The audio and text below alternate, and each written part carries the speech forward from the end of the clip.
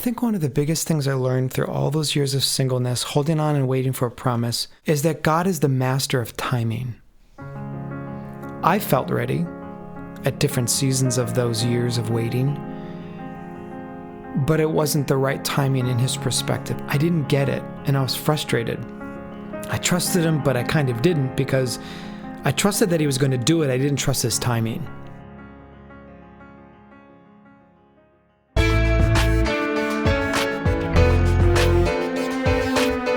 Welcome to the Brand New Me podcast. I'm Frances. And I'm Pam. And we are two women passionate about helping others thrive in life, not just survive. In each episode, we're going to find creative ways to offer hope for your future through our own life experiences. So join us every week as we learn together that we really can be a brand new me.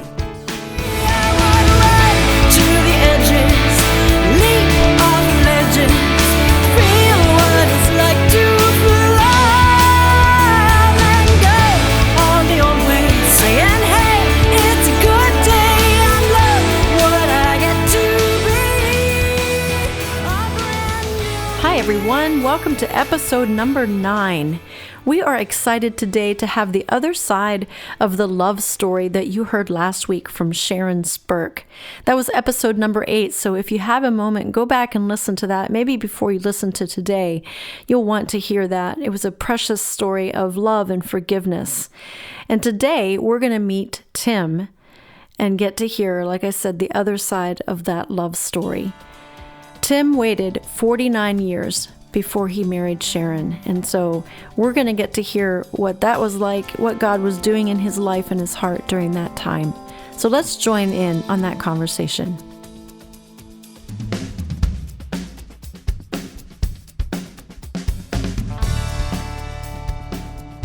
We have heard Sharon's side of the story, Tim, and so I'm so glad that you and Sharon can be here today together, and we're going to hear your side of the story. I'm just curious to know, what were you doing for 49 years while Sharon was being married to the man of her dreams and then walking through an affair and big disappointment?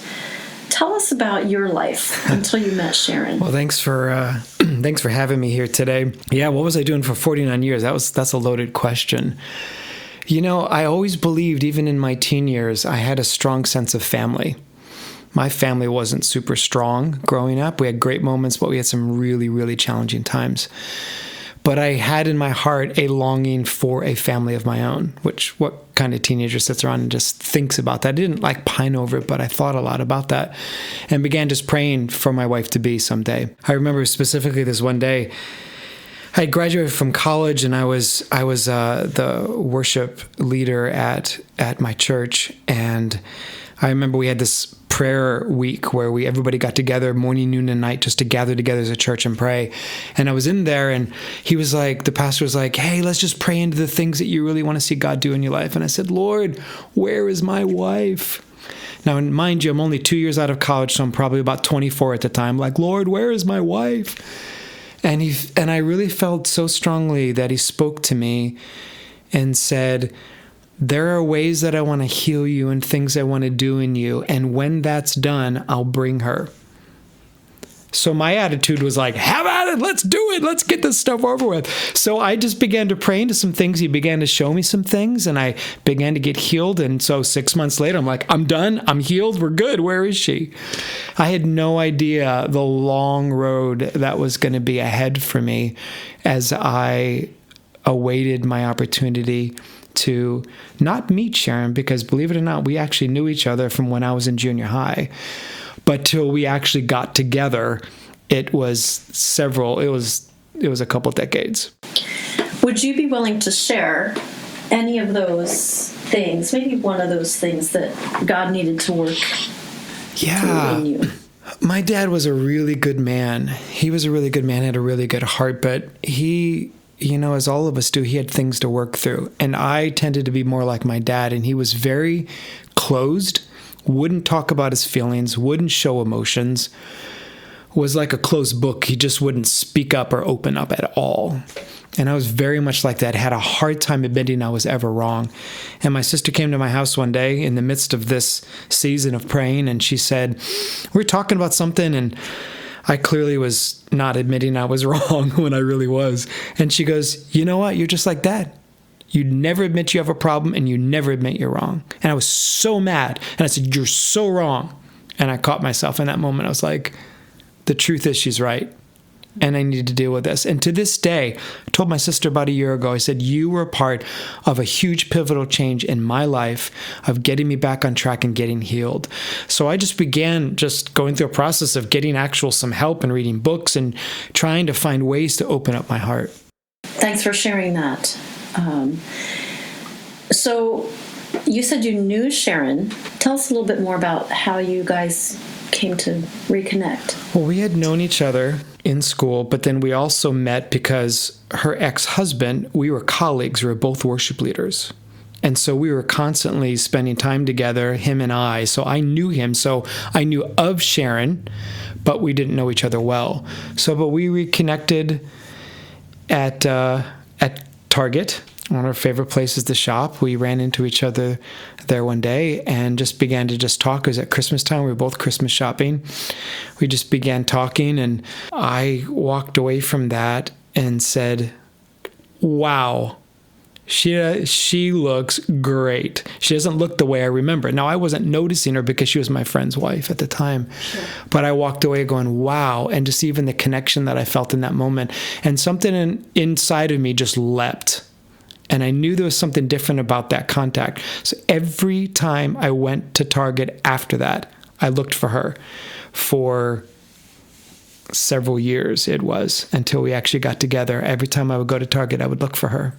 I'm curious how you felt on Christmases, on birthdays, when you didn't have a special someone in your life. What did you do on those days? I'm sure you spent them with your family, but how did you feel specifically, let's say on a Christmas, when you're thinking, man, I should have kids, opening gifts, I should have a wife. Can you tell us about that? Such a hard place for somebody who's single as a adult, especially for several years. I hated the holidays. I literally got to a point where I despised them. My parents got separated when I was about 25 around the holidays, and that began a cycle where my family stopped getting together for holidays. So I began looking for my own ways to celebrate holidays and would hope and pray that somebody would invite me over for dinner on Thanksgiving and on Christmas. So I got to the point where I just completely despised the holidays because it's always about family, it's always about love, and I would have several Christmases where that I didn't have any gifts at all to open up. And I always had somewhere to go except one Christmas, probably 3 years before Sharon and I got together. I had one Christmas where nobody invited me anywhere. So I'm laughing. That was a really difficult Christmas. It was lonely for me. And I felt like the holidays shouted, "You're all alone." Even when I was invited into people's homes, because sometimes I'd be invited into people's homes and they would open up gifts and I would watch them open gifts going, no, this isn't the way it's supposed to be. Especially when you have a promise from God in your heart and you know it's coming and you're holding on to that, but yet it seems like it's never, ever, ever going to get there. It's just a reminder that no promise, and you're all by yourself. And birthdays for us and Christmas for us were huge. My mom went all out for those holidays. And so to shift from all out to absolutely almost nothing, I always had friends wanting to do things for my birthday. And I appreciated that, but it wasn't the same. I was single just for 5 years because I became a widow. And I think the main thing that stuck out to me was it seemed like everywhere I went, there were couples either holding hands or there were couples, and that was a sad part for me because although I was married before and felt like it was severed, you have never been severed, but still you have to look and see, people walking together, or people coming into church together, or So tell us a little bit about that. Like, how did that feel when you were seeing maybe even your friends getting married? Because, when you were younger, you probably were in weddings and, probably saw all kinds of, love connections. There's so lots of love connections going on for everybody but me. They say, what's that phrase? Always the bridesmaid, never the bride. I was always the wedding singer and never the groom. I sang at so many weddings. Honestly, I would say easily over 100 weddings I've sung in. And then I kind of flipped and I started officiating weddings. And I'm always taking these couples through these things. But I decided up front, was it hard for me? Yeah, some more than others. But I decided way back in my early 20s, I will celebrate every wedding that comes my way. I'm not going to mourn over it and pine over it and be jealous and angry at them. I'm going to celebrate and give myself to celebrate with them, whether that's as a friend, as a pastor, as a wedding singer. So that was a really big challenge for me, but I decided I'm just going to press through it and make the most of it. Especially when kids were old enough to get married. That was a new challenge. I'm like, no, they could be old enough to be my kids now. They should not be getting married before me. So, talk a little bit about the feeling of you have a promise that's coming, but you're not seeing it. And those long, long years of waiting, whether it's to have a mate or any kind of promise that you think you have from God. Yeah, those seasons can be really long. It seems sometimes that those seasons are longer than other seasons, and it can really feel like you're living in a desert. But I learned in the midst of that, and this is a reality, that there are flowers that bloom and are full of life in a desert. And I just decided as a single person that even though I'm waiting, I am not a half a person waiting for another half. I am not incomplete. I am complete in Jesus, and I will live my life as a single person and make the most of it. So that kind of helped me through that season. But when you're waiting for this promise to be fulfilled, you have to keep your eyes on Jesus. And that is the only way to not give up. Here's one thing I know. God is faithful and he's worth trusting. And if he says something, he's going to do it. Now, we have things that we have to do on our end. But if he says that he's going to do it, and we have to hold on to that. I remember this one time that Sharon and I actually started to converse through email. And it was for a couple months, and then it just didn't seem to pan out. She wasn't feeling it in her heart at the time. And so I remember closing down my computer after emailing, and she shared her feelings that it just wasn't going to go anywhere. And I was just so, number one, I was confused because I felt like I heard from the Lord. And number two, I was just so frustrated because I was done. I was tired of dating. I was tired of being set up with people's sisters and aunts and cousins. And I was just waiting for, hey, here's my grandmother, I just kept being set up, and I was tired of the whole thing. And I was tired of waiting. It felt like it was being dangled in front of me. Now notice I said it felt like. It was being dangled in front of me. God would never do that to me. And it felt like I had been forgotten. And it felt like it was never going to happen. But we're not supposed to be led by our feelings. We're supposed to be led by the Spirit of God that lives inside of us. And so I had to just remind myself, God is faithful and he's going to do it. But that day that we were emailing and Sharon said she wasn't feeling it, I shut my computer down and I walked away. And I remember this so clearly. I walked into my bedroom and I said out loud something I told myself I would never say. And I said, I'm done. I'm not going to do this. Meaning, I'm not going to get married now. I'm officially saying the season's over. I'm going to commit to being single for the rest of my life, and I'm going to be okay with it and make the most of it because my heart was tired of waiting. So I said those words, I'm done. I'm not going to do this. And I caught myself. And it's like in this flash second, scripture came to me. We have the power of life and death in our tongues. It says that in Proverbs. And I just immediately just said, Father, forgive me. I'm sorry. I just cancel that. No, I'm going to trust and I'm going to wait until the very end. Because I was afraid after my words that I would posture that in my heart, and I didn't want that to happen. And I just began holding on and believing. And that's sometimes all that you can do is hold on and what feels like blindly believe. Well, Sharon, we have the privilege of having you here. Do you remember that email? Do you remember that time? Do you want to share what was going on in your mind and heart? This is really always a hard part of the story for me to articulate or talk about. And fast forwarding to being married, I looked back at that and thought, what was I thinking? Like, I just wasted 4 years of our life. But I felt like the Holy Spirit really made it clear that neither one of us were ready. Like, he was giving us a preview in that season of emailing and getting to know each other and going on a pretty deep level, but we weren't quite baked yet.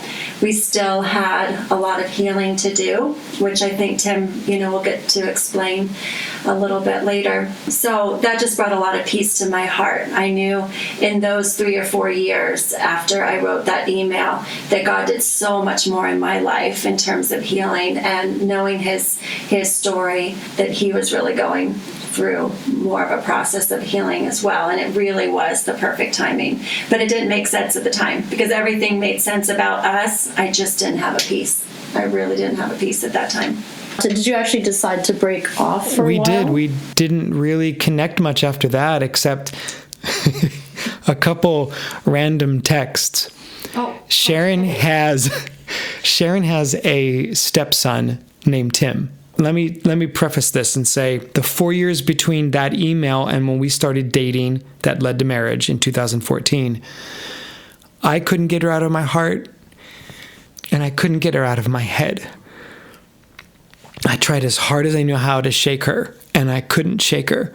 And I couldn't shake the fact that the Lord had told me, when she, whoever she was at the time, when he said that, when she comes, you're going to know.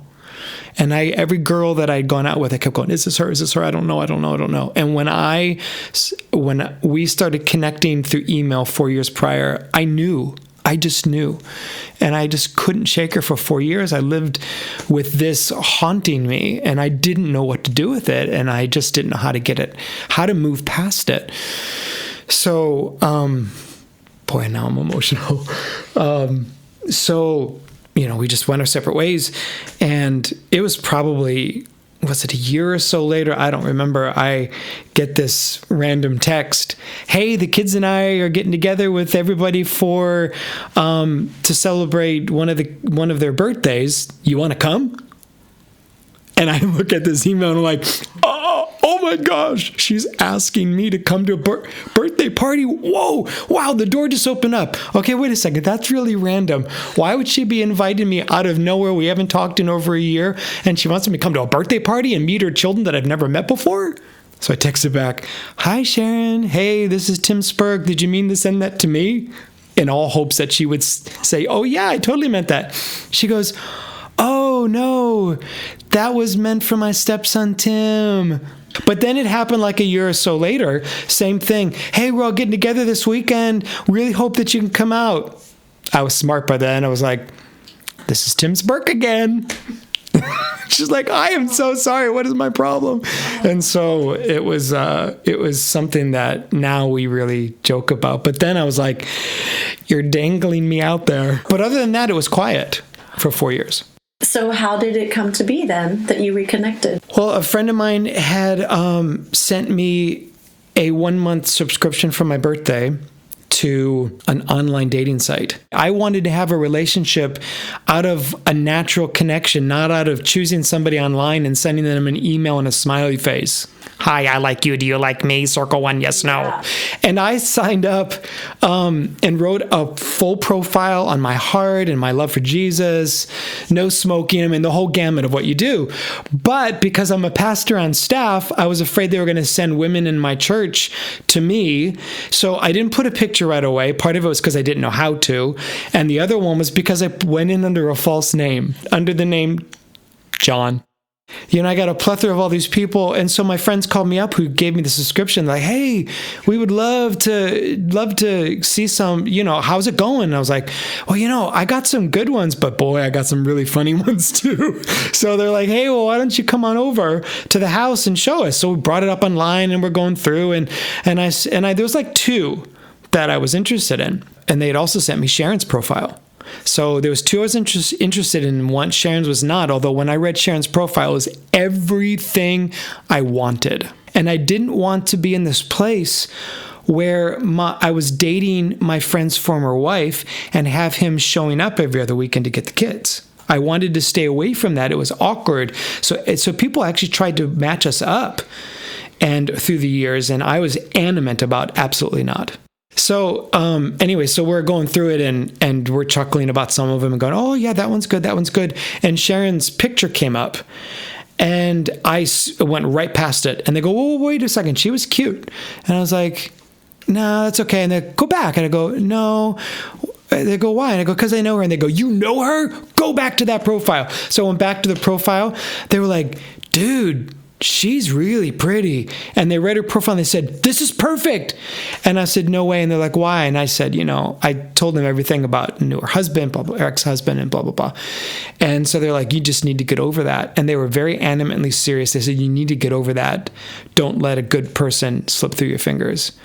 So I walked away from that and I just began to think on that and pray on that. And I still kept fighting it.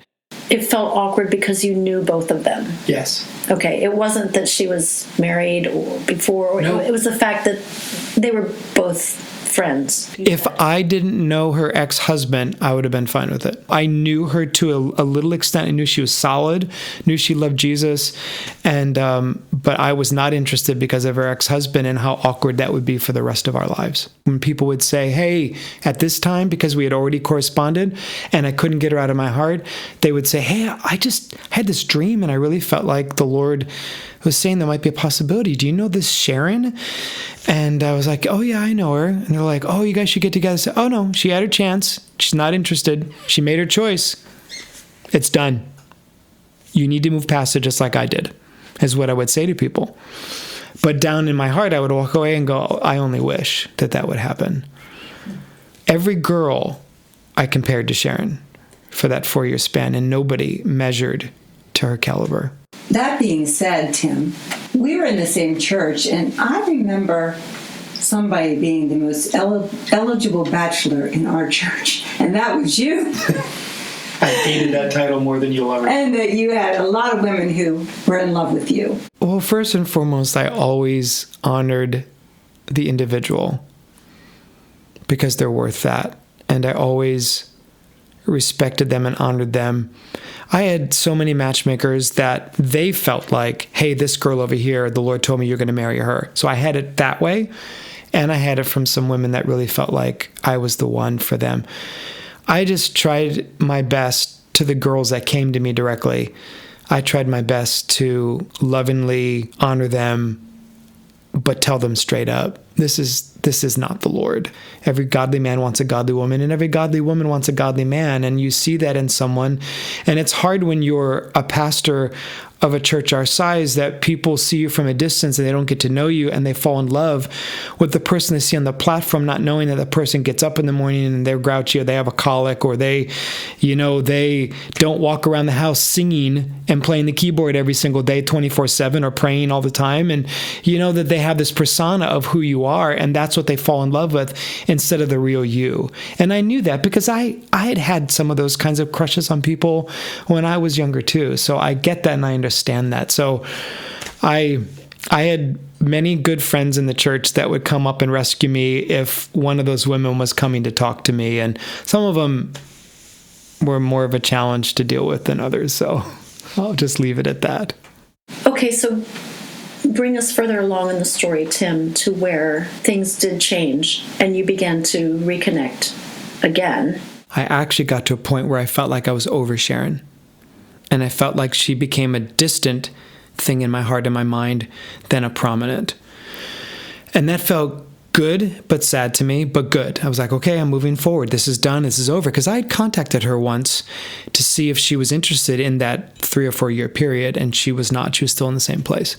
So 2013, November, I felt like the door closed, and I was moving past that. So in the new year, in April, I was asked to sing at a friend's wedding. And I hadn't sung at a wedding in a very long time. So I got up to sing, to rehearse before the ceremony, and I went down and sat in the pew waiting for them to open the doors and let all the guests into the wedding. And our pastor's wife comes and sits beside me, and she goes, "You'll never guess who I saw last night." And I said, "Well, who?" She goes, "I saw Sharon." I was like, "Oh, great, here we go." Because she just kept it in our heart as well. "I really believe this is the Lord. I really believe this is the Lord," for 3 or 4 years. And I kept telling her, "You need to get over it. It's not going to happen." So she's like, "Yeah, I saw her last night." And well, we started talking about you. And her and a couple of her girlfriends were getting massages by Sharon. It's kind of a group, like party, girls hanging out. And so Sharon was there, and they were all, "Sharon, you just need to pray about it, you need to think about it." And so I was very much like, to my pastor's wife, "Nope, not interested." I closed the door. This conversation's over. And she just kept talking about it. And I was actually getting very frustrated with her. Anyways, the wedding goes on. I get up there and I'm singing in the wedding, and I'm trying not to get those thoughts in my head. We go outside, and they were doing the bubbles, as the bride and groom come out of the church for the first time. And I was standing there. I remember holding the bubbles in my hand, and the couple walked past, and I blew the bubbles, and I literally felt a ping in my heart. And I knew what that ping was. And I literally, inside my head, I said, "Oh no, I just opened my heart back up to Sharon again." And that was a good and not good feeling all at once. And again, I tried to fight it. And as the couple weeks, it ended up being like a month from then till we started connecting. But for a month, I fought it. And I was like, "Lord, what do I do? I already put myself out there. How do I do this?" So I took the manly way out and decided to email or message her on Facebook. And I took it from the perspective of, "Hey, I'm really sorry for what the lady said to you a couple weeks ago. I'm really sorry if that put you in an awkward position, and I think the world of you, et cetera, et cetera." And she emailed me back and was, like, "Yeah, I think the world of you too." But she was clearly still in the same place. But a couple times back and forth, she said, "Babe, do you want to share that part of your reply back to me? That you had said, well, maybe," I remember you saying, "Well, maybe I should pray on that." And I said to you, "Well, only if you're wondering." Isn't that how it went? I emailed you, "Do you want to go for coffee? I feel like I owe you at least that." And you said that it had taken you a long time to move on. And it's only been recently that you were beginning to wonder again. And if I had my own sense of wonder, it would be worth the risk to both of us. Yeah. I thought it was very eloquent. Yeah. So it took me about a week to figure out if I had enough wonder to go to coffee.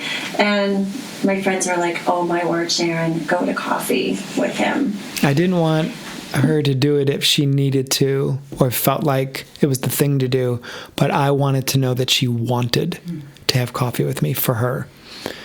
So we met at a local coffee shop, and she walked in the door, and I knew when we sat down that this was it, that this was going to happen. And conversing went just so great, and we walked out into the parking lot, and I said, "I really had a good time. Can we do this again? Would you like to do this again?" And she just didn't even bat an eye. She said, "Yes, I would like to do that." So I went home that night. Again, that sense that I had in either 92 or 93 that I felt from the Lord that I would know, that was there, stronger than ever. I went home, I laid in bed, and I remember this moment so clearly. I said out loud, "I will marry Sharon." And there was no doubt in my mind from that moment on, even through our dating, as we're just working through things, never a doubt for even a split second, is this what I want to do or not? My mind was made up in that moment in the coffee shop, and I knew that this was God. Okay, Sharon, tell us your side when you left the coffee shop. I don't think I was ever so afraid of a date in my life as in going into that coffee shop. It was really, really crazy. And then I just felt like something just very significant unfolding in that conversation. I don't think I could have put it into words, but it was so natural. I think that was the prayer maybe that you were asking me to share about. I prayed after this particular person asked me to open my heart up and pray. I said, "God, if this is supposed to happen, can you make it so natural and untried? Because I don't want to force anything and hurt him again. And so I think I left just knowing that God was answering that prayer. It was like the most natural and untried conversation. It just, I couldn't wait. I couldn't wait for the next coffee. I couldn't wait for the next conversation. All right, so I want to ask something. You had a lot of people approach you who felt like God told them you were to be their husband. And yet you're pursuing a woman who is very reluctant and unsure. And yet it became clear that she was the one for you at this point in your life. And so for those out there who might be wondering, what do you do with that when it comes to looking for a spouse? If someone thinks God has told them that they're going to marry so-and-so, what advice do you have for that? I think with every person, it's going to be something different. I felt the Lord told me Sharon was going to be my wife, that this was the first time. It just was that knowing in my heart. But I didn't tell anybody that. I didn't tell anybody that I knew. I told them, I started to feel like this could be the right person, but I didn't do that. If somebody feels that in their heart, I think you just hold that and you just pray that. And that's not the kind of thing you walk around and you tell people. I had some women in the church that felt that from the Lord for me and would go around and were telling people, even my close friends. And you just don't do that. If you really feel it, I think the Lord can walk up to you and just say in your heart, hey, this is the person I have for you. But you just hold that and I think you just keep quiet about it and just pray. You can obviously let a friend in, a really close friend, but you don't make it a public thing. Because I've known people who have heard from other people. Like, I've known some people that I went to college with where the girl walked up to the guy and said, I really feel like this is from the Lord. And the guy went with it because he trusted her sense of hearing the Lord, and they were unhappy. And so I just think you hold on to that. I actually had a similar experience when Tom and I met.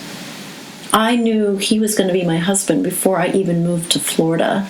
I didn't know who he was at the time, but I felt very clearly in my heart that I was going to meet my spouse when I moved to Florida. And the first night I arrived in Florida, I happened to walk into a room where he was sitting there. I didn't know there'd be people in the room.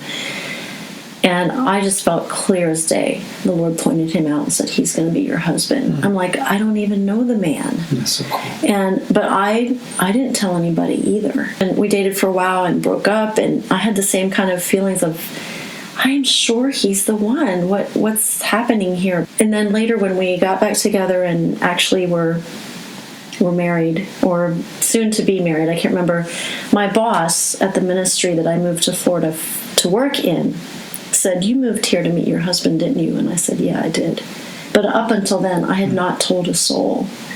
And I think that's a wise word for anything God puts in our heart. Unless we have clear direction, I think you should ponder it in your heart and let Him bring it about. Yeah. It's not, if it's really from Him, let Him bring it about and confirm that sense you have. Don't push it. Don't strive for it. Don't put that on anyone else. Absolutely. You think so? Totally Any kind of sense that you have in your heart about something futuristic, I agree with you. Maybe one close friend or something that can help you discern and pray over that, but keep those things close in your heart. I think one of the biggest things I learned through all those years of singleness, holding on and waiting for a promise, is that God is the master of timing. I felt ready at different seasons of those years of waiting, but it wasn't the right timing in His perspective. I didn't get it, and I was frustrated. I trusted Him, but I kind of didn't, because I trusted that He was going to do it. I didn't trust His timing. And it is easier to trust Him after everything has taken place, I think. When you look back, and now you know His faithfulness, but on the front side of things, you're like, well, I know He's faithful, and that's the faith, but is He really faithful? Yeah. How much can I trust? And I'm seeing with this too that I see now how amazing His timing is. It feels like Sharon and I have been together for the last 20 some years. in a lot of ways. It still feels fresh and new, but it still feels like we know each other like we've been together that long. And it's just the work of the Lord, and it's one of the amazing miracles of how the Lord can move in just, 3 years of being together. It feels that way. And if I could go back and do one thing differently, only one thing, I would have relaxed a whole lot more about knowing that his timing was perfect. I was at peace knowing the promise would be fulfilled. But when and how I got caught up in that, I would rest better knowing he's not only going to fulfill the promise, but the timing and the avenue he uses is going to be perfect. And it really was. Do you think that's something that comes with age also? It's more of a relaxing in general. I feel like I'm experiencing. Yeah, absolutely. And I can honestly say 20-some years of waiting, Sharon was worth every second of that wait. I would not go back and lose her to be married 10 years earlier. Not a chance in the world. I would go and wait until I was 49 again. I just wish in 1992 he would have looked at me and said, it's going to happen when you're 49, because then I would have been at peace. Why doesn't he work the way we want him to work? I hear ya. All right. Well, that was a great interview with Tim and Sharon. What a great love story of perseverance, of listening to God, and yet ending with a laugh, knowing that he tells us some things, but he doesn't tell us everything about our future and our picture of what it's going to be. So you know that we're all just like you.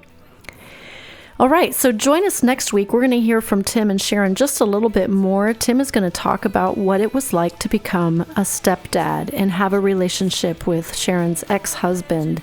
And, there's some amazing things happening in that story. It just continues to marvel me. So please join us next week. We'd love to hear from you. Email us at brandnewmepodcast@gmail.com. And if you're enjoying this, please tell a friend.